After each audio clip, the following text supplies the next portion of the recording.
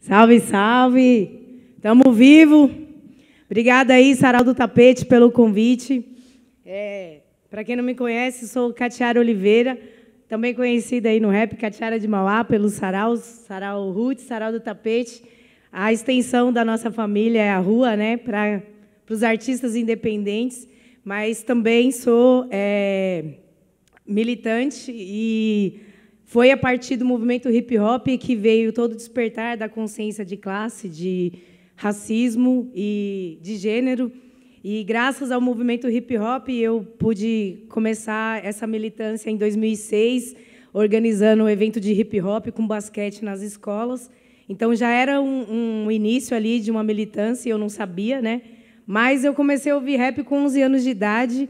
Inclusive, a letra é tão atual que nem parece que foi escrita em 92, né? Que é o do KJ Nação Hip Hop, Colarinho Branco. E essa música já foi uma formação política para mim, né?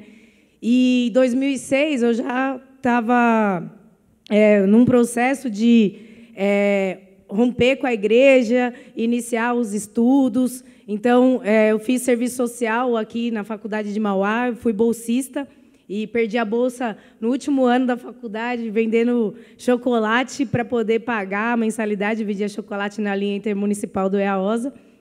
E depois que eu concluí a faculdade, o Quilombagem, que é a organização política que eu faço parte, a gente já promovia, entre nós, formações internas com a missão de passar para frente esse conhecimento, né, com o lema de se formar para formar. E aí, nesse processo, em 2017, aliás, em 2007, a gente fez parte da organização do primeiro Encontro Nacional de Juventude Negra no Brasil. A gente conseguiu mobilizar 700 jovens para lutar contra o racismo, mais de 23 estados, o BA estava lá, e fez parte da história aí, tudo do corre. E hoje eu estou integrando um movimento que se chama Rede de Proteção e Resistência ao Genocídio, que é composto por várias outras organizações, políticas, culturais, indivíduos, sobreviventes do sistema carcerário, mães de luto, familiares de pessoas que sofreram prisões forjadas, amigos e familiares de pessoas que foram torturadas, para denunciar a violência de Estado, que a gente entende como a maior expressão mais radical dessa violência de Estado, a violência policial, que, para nós, é a expressão tanto da criminalização da pobreza, quanto do racismo, que é estrutural, e tem essas práticas como parte da discriminação que, por vezes, leva à morte, né? Nós somos um povo que construiu toda a riqueza, tem toda uma história de resistência que a gente não acessa. Isso, para a gente, é um genocídio simbólico, né? A gente não entender a história de Haiti, não saber da história de Etiópia, não conhecer a história de Quilombo de Palmares é uma forma também de nos matar, né? Mas a rede ela surge em 2017, num seminário internacional, com a participação de mais de 3.000 pessoas. A Milka estava lá e fez uma poesia monstra. E, dali, a gente fez 2 dias de seminário dentro da USP, e o terceiro dia, na quadra de samba de Sapopemba, na Zona Leste, teve participação de mais de 400 pessoas, e a gente fez um pacto ali, né, com os artistas, militantes, trabalhadores de diversas áreas, né, assistente social, psicólogo, educadores. Fizemos um pacto com essas pessoas da gente formar redes nas quebradas para fortalecer as pessoas e a gente conseguir proteger e resistir ao genocídio. Então, uma das coisas que acho importante dizer aqui é que a cultura, a arte, principalmente a arte de quebrada, a arte produzida por nós, para nós, ela já estava, desde o início, pensada como um instrumento de luta. Então, por exemplo, nós sabemos que a cada 23 minutos morre um jovem negro no Brasil vítima desse Estado genocida. Mas a gente também sabe que essas pessoas não são números, né? Elas têm histórias, têm sonhos. Então, dentro desse encontrão, a gente ouviu pessoas trazendo uma proposta, por exemplo, que foi reforçada, e até hoje a gente traz isso na prática, né? Que é o memorial desses jovens executados a partir dos grafites. Então, aonde ele mora, ter marcado isso, né? Esse memorial a partir do grafite é uma forma da gente estar colocando ali à disposição as linguagens, né, artísticas, uma delas o hip hop, o grafite, para denunciar o genocídio. Então, tem uma situação bem particular de todos os casos que a gente acompanha. Eu sou articuladora da rede da região do ABC, então a gente recebe muitas denúncias, muitas pessoas abandonando o caminho por medo, né? Então, a principal barreira para se organizar contra a violência policial é o medo, além da pobreza, que gera um recrudescimento, um silenciamento. Também a gente tem uma banalização da sociedade que lida, né, com essas vidas de forma do tipo, estamos promovendo segurança pública, bandido bom é bandido morto, desde que ele seja preto ou favelado.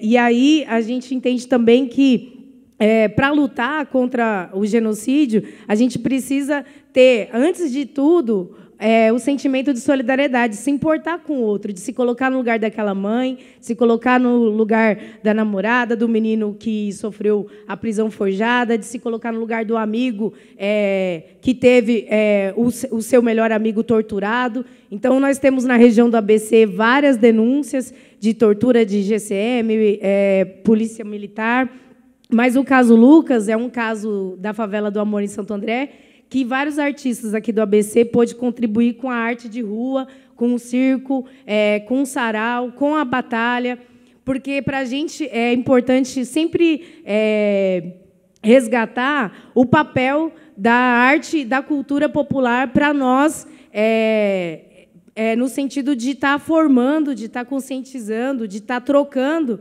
porque, por exemplo, nessas atividades que a gente realizou na Favela do Amor, em vários momentos, os moradores que têm medo, ficam com o pé atrás, eles se sentem acolhidos, se sentem abraçados. Então, quando a rede surge, a gente tinha um lema de que ninguém solta a mão de ninguém, mas, na pandemia, a gente também não solta, mesmo com álcool em gel ou no simbólico, atendendo por telefone ou à distância.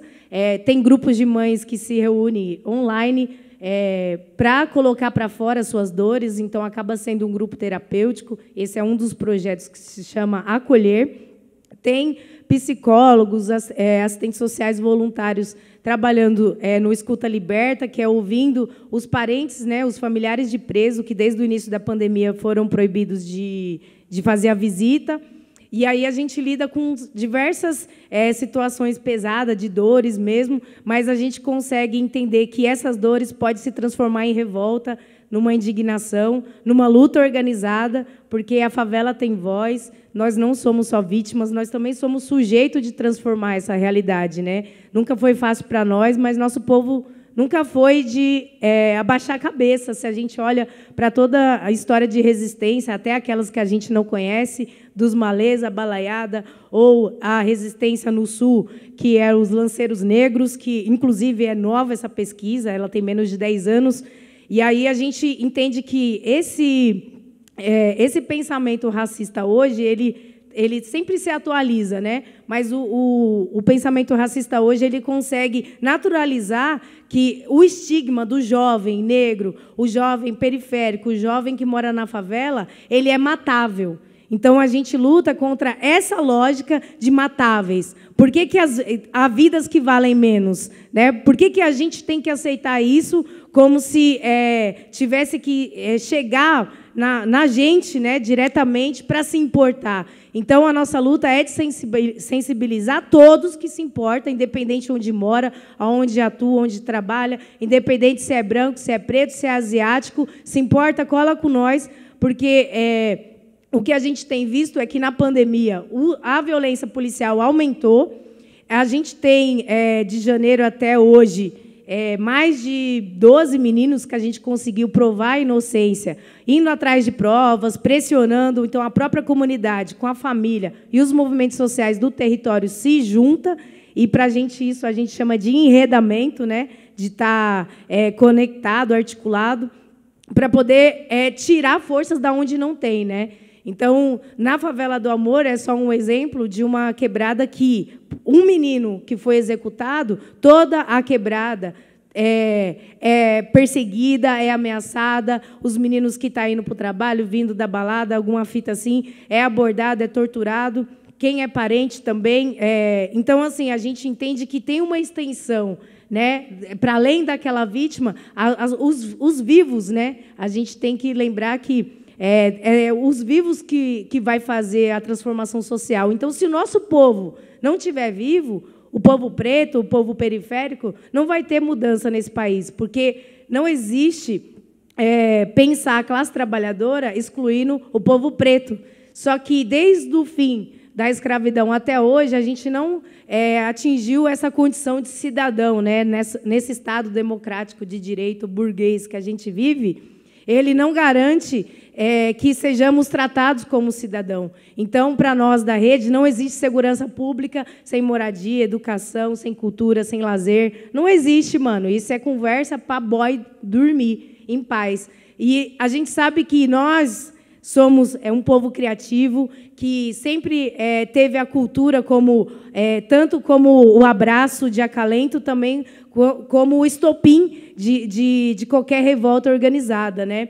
Então, se a gente buscar, e tem vários exemplos na história, não vou ter tempo para isso, que eu falo para caramba, mas fazer o quê? Me chamaram, vocês estavam sabendo.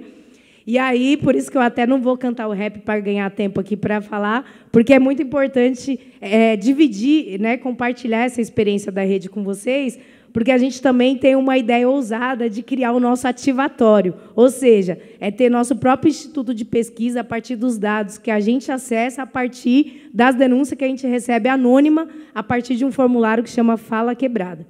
Isso é mais uma das coisas. Mas, no geral, o que a gente pretende estar sempre apoiado nessa perspectiva de educação popular, de que eu não sou a iluminada, que chego lá na sua quebrada levando a salvação, nada disso. Eu chego lá dizendo, estamos juntos, e o que a gente pode fazer para a senhora ter força para lidar com esse luto, para poder não adoecer, porque é isso, né? As pessoas adoecem, a saúde mental que já era moiado. Aqui no estado de São Paulo, a gente tem um índice muito alto de pessoas com depressão. Caramba, é quente mesmo essa luz. E aí a gente percebe também que, para além da questão da saúde, a gente entende que, se a gente puder se organizar para pressionar para que a gente desmilitarize a polícia, a gente consegue dar um grande passo para derrubar essa lógica de matáveis, né? Porque no capitalismo é isso, a mercadoria, o lucro está acima da vida, mas, para nós, a luta pela vida é essencial, porque a vida é maravilhosa, o capitalismo que estraga ela, né? E as suas ideologias, né? Que colocam, inclusive, o nosso povo numa situação ou de silenciamento ou até mesmo de naturalizar, porque, mano, aqui acontece direto isso, ontem foi um, mês passado foi outro, 6 meses atrás mataram o outro. E aí a gente ouve, inclusive, esses relatos em sarau, na batalha, em lugares que a gente frequenta, que a gente está trocando, que a gente está socializando, mas é triste que nós também naturalize isso, porque o que a gente entende é que, desde 2006, teve um aumento da violência policial, porque a lei de drogas é a maior justificativa para o encarceramento em massa. Então, o quebrada que toma enquadro do soldado que está, inclusive, alterado, que, às vezes, né, drogado, se coloca numa situação de juiz, de julgar, né, aquele menino, e, muitas vezes, em situação que ele não tem chance de defesa, é colocado que teve confronto. Então, a gente está aí para desmentir essa narrativa e trazer a narrativa da quebrada. A gente trabalha em busca de justiça, onde nós mesmos se organiza atrás das provas, né? A gente tem uma parceria com a Defensoria Pública, com o Ministério Público a gente pressiona para eles criarem uma promotoria de controle externo da polícia, onde eles recebam os movimentos sociais, a sociedade organizada, para falar, mano, essa região aqui o bagulho está louco, e aí, o que vocês vão fazer? Porque, para a gente, isso é parte da estratégia para desmilitarizar. Mas a rede é muito complexa, eu não sei se eu dou conta aqui, mas, nesses 3 anos, a gente conseguiu mobilizar vários artistas de quebrada, vários grafiteiros, vários MCs, né? Teve a situação de Paraisópolis ali, que fez a gente refletir que a cultura criminalizada hoje, ela é reflexo de ontem, né? Porque o rap já foi na década de 90 e o samba já foi criminalizado na ditadura e até mesmo a capoeira em 1930 com a lei 1920 com a lei da vadiagem. Então a gente tem que sempre reforçar, né, que a nossa cultura é uma cultura de resistência, como já dizia o Clóvis Moura, um sociólogo negro pouco conhecido, que a gente não é um povo que aceitou a escravidão, pelo contrário. Não foi uma assinatura também, foi o prejuízo de estar organizado territorialmente. Por isso que a rede tem essa premissa, né, esse ponto de partida, o território, porque o território tem tudo. Vamos falar de Mauá. Mauá tem tudo, todas as expressões culturais, tanto do Nordeste até não sei aonde, Mauá tem. E aí é importante também dizer que reforçar a valorização dos artistas independentes, da cultura popular, também é uma forma de promover vida, né? De combater genocídio. Porque quantos de nós morrem anônimo, né? Morrem sem muitas pessoas reconhecer aquela arte, e só depois de morto fala, caramba, o cara era bom mesmo, olha a mina que zica. Então, é importante dizer também que, para além da cultura, né, só a arte em si, sem a gente estar conectado, sem a gente estar enredado, a gente também fica isolado, porque tem um provérbio africano que diz, se você quer ir rápido, vai sozinho, mas se você quer ir longe, vai acompanhado. Então, obrigado pelo convite aí, estamos juntos. Mas, lembrando assim, ó, que eu me redescobri de mais de 18 anos de militância, hein? Eu me redescobri outra pessoa após conhecer os artistas da minha própria quebrada, da minha cidade, a partir do Sarau do Tapete e o Sarau Roots, porque, para mim, é tudo parente, Sarau do Tapete, Sarau Roots, porque, enfim.